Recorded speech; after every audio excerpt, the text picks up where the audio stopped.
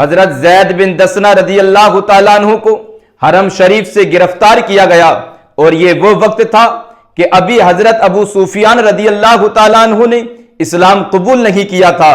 جب حضرت زید رضی اللہ تعالیٰ عنہ کو پکڑا گیا، سرکار مدینہ صلی اللہ تعالیٰ علیہ وسلم مدینہ شریف میں تشریف فرما تھے۔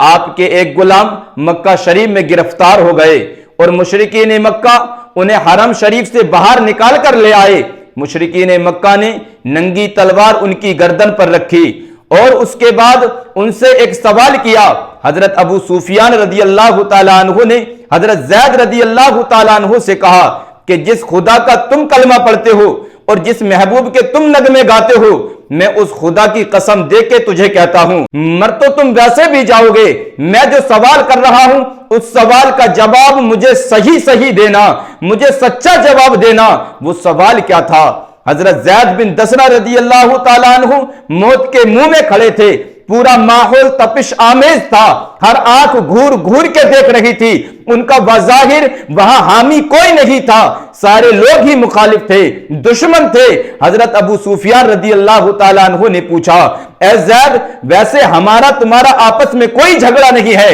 صرف ایک ہی بات ہے کہ جو ہمارے دشمن ہیں تم نے ان کو اپنا محبوب بنا لیا ہے، تمہارے ساتھ ہماری کوئی عداوت نہیں۔ اب تمہارا محبوب بڑے آرام سے مدینہ شریف میں بیٹھا ہے اور تم موت کے منہ میں کھڑے ہو۔ میں تم سے پوچھنا چاہتا ہوں، اے زید، اس وقت تم ہماری تلوار کے نیچے ہو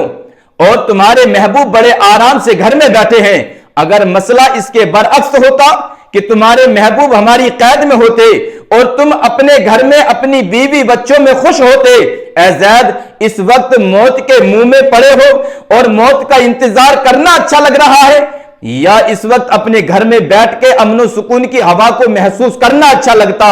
بڑا عظیم تقابل تھا کہ اب تم ہماری قید میں ہو اور تمہارے محبوب آرام سے گھر میں ہیں، تم موت کے انتظار میں ہو کہ کب تلوار چلتی ہے اور سر تن سے جدا ہوتا ہے۔ اگر معاملہ اس کے برعکس ہوتا کہ تمہارے محبوب صلی اللہ تعالیٰ علیہ وسلم ہماری قید میں ہوتے اور تم اپنے گھر میں ہوتے اور تمہیں پتہ بھی چل جاتا کہ میرے محبوب صلی اللہ تعالیٰ علیہ وسلم کافروں کی قید میں ہیں، اے زید، تمہیں اس وقت کی یہ حالت پسند ہے یا اس وقت گھر میں آرام سے بیٹھے رہنا پسند ہے؟ جب پوچھا تو قربان جاؤ وہ وفا کے پیکر، وفا کے ہمالے پہ لہراتا ہوا پرچم حضرت زید بن دسنہ رضی اللہ تعالیٰ عنہ بولے۔ آپ کہنے لگے، اے ابو سفیان، تو نے مجھ سے کیا پوچھا ہے؟ تو نے بڑے دور کی بات کی ہے، خدا کی قسم میرے محبوب جہاں کہیں اپنے گھر میں بیٹھے ہیں، اگر وہی ان کو کانٹا چبھ جائے میں اپنے گھر میں آرام سے نہیں بیٹھ سکتا۔ تم تو یہ کہتے ہو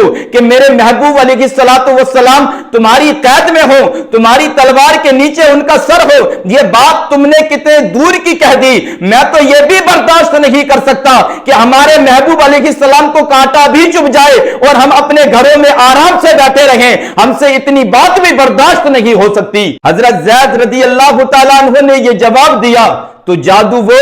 جو سر چڑھ کے بولے۔ ابو سفیان ابھی مسلمان نہیں تھے، کہنے لگے، میں نے بڑے بڑے محبوب دیکھے اور ان کے بڑے بڑے محب دیکھے، میں نے بڑے بڑے معشوقوں کے عاشق دیکھے ہیں، میں نے بڑے بڑے مطلوبوں کے بڑے بڑے طالب دیکھے ہیں، میری آنکھ نے آج تک کسی محبوب کے ایسے محب نہیں دیکھے جیسے محب سرکار مدینہ کے ہیں، جن کی محبت کے پیوند غموں کے طوفان سے بھی نہیں ٹوٹتے۔ یہ محبت ایسی ہے کہ جس کو دشمن کی گرمی بھی پگھلا نہیں سکتی۔ موت کے منہ میں کھڑے ہو کے یہی کہتے ہیں، محمد ہے متاع عالم ایجاد سے پیارا، پدر مادر برادر مال و جاں اولاد سے پیارا۔ حضرت ابو سفیان کے سامنے پورے ماحول میں صداقت کی زبان بن کر حضرت زید بن دسنہ رضی اللہ تعالیٰ عنہ کے الفاظ یہ اعلان کر رہے تھے، شراب عشق احمد میں کچھ ایسی کیف و مستی ہے کہ جان دے کر بھی ایک دو بوند مل جائے تو سستی ہے۔ یہ صحابہ کی محبت ہے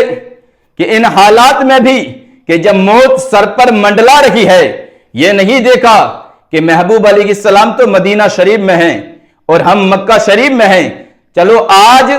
محبت سے تھوڑی دیر کے لیے پیچھے ہٹ جاتے ہیں اور اپنی جان بچا لیتے ہیں۔ نہیں، حضرت زید بن دسنہ رضی اللہ تعالیٰ عنہ نے محبت کا کلمہ پڑھا تھا، گھورتی آنکھوں ننگی تلواروں کے نیچے بھی نعرہ لگاتے رہے اور کہتے رہے کہ ان کی محبت میں اگر جان جاتی ہے تو افسوس ہے کہ یہ ایک جان ہے، کاش اگر کروڑوں جانیں ہوتی تو ایک ایک کر کے سب اپنے آقا پر قربان کر دیتے۔